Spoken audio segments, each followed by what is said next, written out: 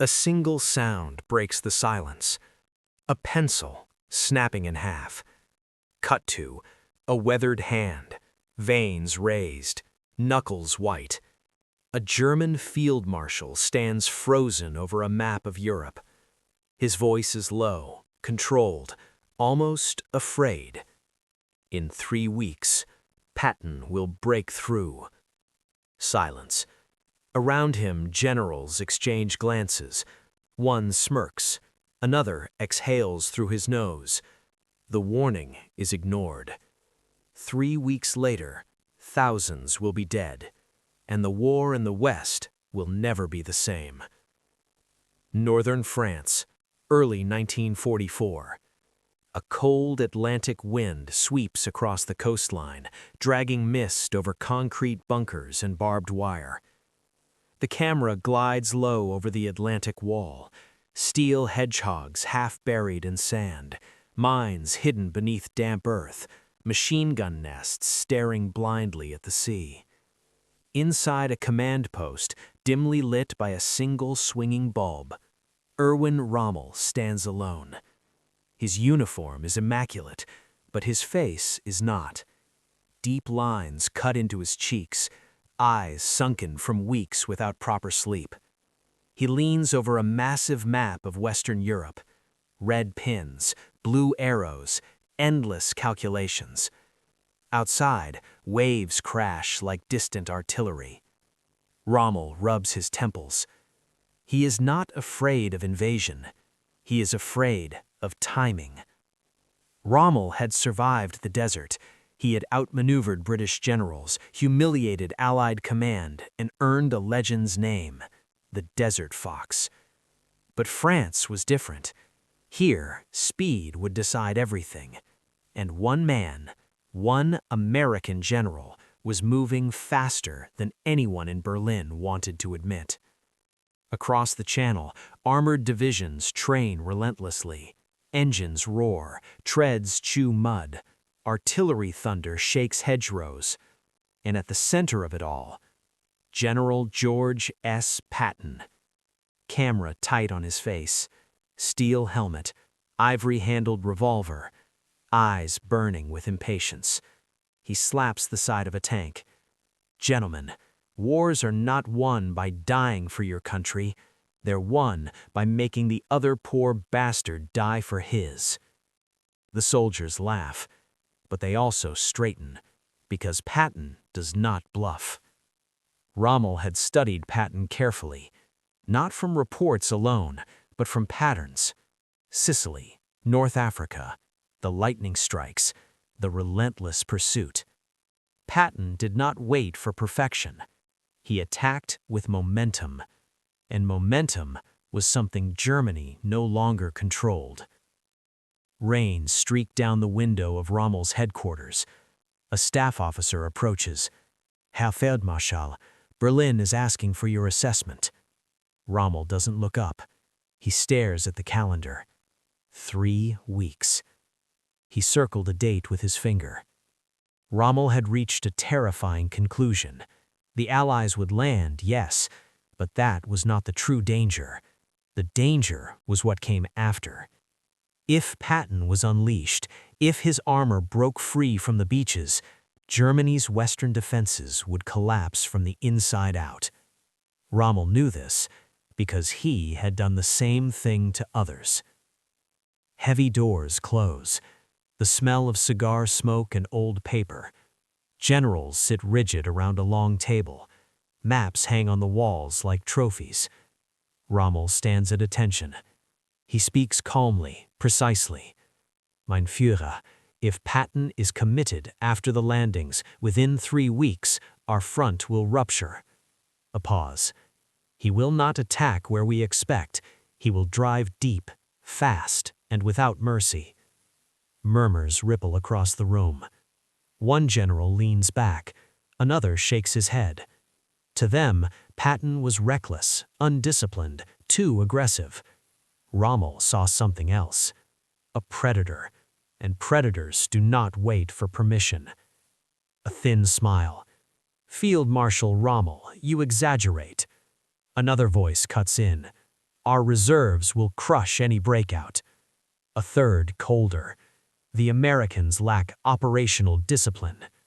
Rommel tightens his jaw. He answers quietly. So did I, until it worked. Silence. But it is not agreement. It is dismissal. Rommel's warning was filed away, not rejected outright. Worse, ignored. Berlin believed in static defense, in paperwork, in orders that moved slower than tanks. They believed the Atlantic Wall would hold. Rommel did not. A young infantryman sits in a bunker. Rain drips through cracks in concrete. He writes by candlelight. Dear Anna, they say the Americans will come soon. I don't know if that is true, but if they do, I hope I am brave. He folds the letter carefully, tucks it into his breast pocket. Outside, the sea is quiet. Too quiet. Rommel thought of men like him, not maps, not theories, men who would pay for hesitation with their lives. Allied bombers forming up at dawn, German radar operators staring at flickering screens, Patton pacing like a caged animal, Rommel standing alone at dusk, staring at the sea.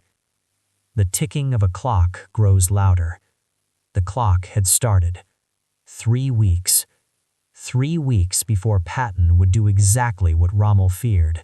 3 weeks before German command would realize they had misunderstood the war. Rommel's voice echoes in memory. Speed is everything. The screen remains dark. Text appears slowly. The warning was ignored. The landings were coming, and Patton was about to be unleashed. What happens when the man who understands war is not listened to? The night sky trembles. A low, distant rumble grows into a roar. Hundreds of engines. The English Channel, once calm, is now alive, with silhouettes of ships stretching to the horizon. Rain slashes sideways, waves smash against steel hulls. Inside a landing craft, American soldiers grip rifles with shaking hands. Some whisper prayers, some stare into nothing. One vomits quietly. The ramp shudders. June 6, 1944. D-Day. The invasion Rommel expected, but not on this scale. Not with this violence. The ramps drop. Machine guns erupt. Water explodes with bullets. Men fall before they take 3 steps. The sand turns dark. Blood mixes with seawater. Germany had prepared for years, but preparation meant nothing when chaos arrived all at once. A staff car speeds through the countryside. Inside sits Erwin Rommel. He is calm, but his jaw is tight. Today he is not at the front. He is traveling to Berlin to confront leadership, to demand action. On the day the Allies came ashore, the man who understood the danger best was not allowed to command it. Phones ring endlessly. Maps are covered with frantic markings. Officers shout over each other. Is this the main landing? No, Calais is still expected. Where are the armored reserves? No one answers, because no one is authorized. German doctrine demanded permission, permission that had to come from one man, and that man was asleep. Curtains drawn. Silence. An aide hesitates at the door. He whispers, Mein Führer, the invasion has begun. No response. Hours pass. Tanks sit idle. Orders do not move. Rommel had warned them. Speed mattered. But now, speed was gone. Patton stands in front of a map. He is not smiling. He is not shouting. He is waiting. His Third Army, the fastest, most aggressive force the Allies possessed, is being held back. A deception, a lie meant to confuse the Germans. Patton slams his fist into the table. Every hour we wait, men die on those beaches. Patton could hear the war, even across the channel, and it was driving him mad. Weeks pass. The Allies push inland and stall. Hedgerows rise like walls. Every field is a fortress. German soldiers ambush from shadows. An American squad advances. A machine gun opens fire. Men drop instantly. A medic crawls through mud, screaming names. Narration, slow, painful. This was not the war the Allies planned. This was slow, bloody, grinding, and every delay gave Germany hope. Rommel walks among shattered villages. Civilians stare in silence. A dead horse lies bloated in the road. He kneels by a crater, studies tracks, tank tracks, American. Narration, Rommel knew. The beaches were only the beginning. If the Allies broke free, if Patton was released, everything would accelerate, just as he predicted. July 25, 1944. The sky turns black. Bombers, thousands of them. The ground shakes. Operation Cobra begins. German positions vanish in fire. This was the moment Rommel had warned about. 3 weeks, exactly. Orders finally arrive. Patton grins, not with joy, with hunger. Gentlemen, now we move. Engines roar. Tanks surge forward. Dust clouds rise like storms. Narration, fast, exhilarating. Patton does not probe, he explodes. Through gaps, around resistance, past confused German units still waiting for orders. German officers shouting into dead radios, maps torn from walls, retreats turning into routes, roads clogged with refugees and wrecks. A German sergeant drops his rifle, runs. This was not defeat by force alone, it was defeat by hesitation. His face hardens, not surprised, just tired. So, it has begun. He closes his eyes. Rommel had been right, but being right does not save lives. A young private bleeds out in a ditch. His friend holds his hand. "You're gonna make it, you hear me?" The private whispers, "Tell my mom I tried." His eyes fade. History remembers generals, but war is paid for by boys who never make it home. Paris liberated, German units retreating east, Patton racing across France, Rommel wounded weeks later. The tide is irreversible. From that moment on, Germany would never regain the initiative in the West, not because they lacked courage, but because they ignored the one man who understood the enemy. The map still lies there, the date circled. 3 weeks. Rommel warned them, not out of fear, but out of respect for an enemy who understood speed, for a war that punished delay. History doesn't ask who was right, it asks who listened.